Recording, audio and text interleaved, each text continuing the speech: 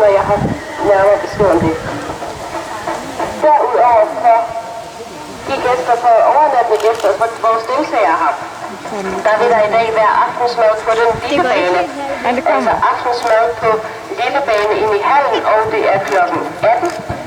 Derudover så har vi jo en særlig demo fra 19 til 21 igen for deltagerne, og det vil være på den store bane.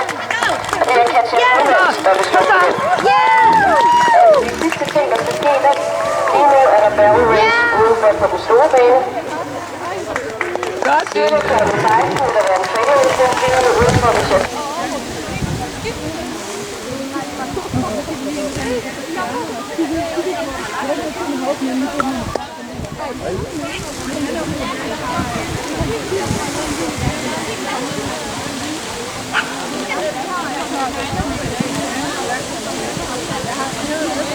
Hun kan fandme lyde.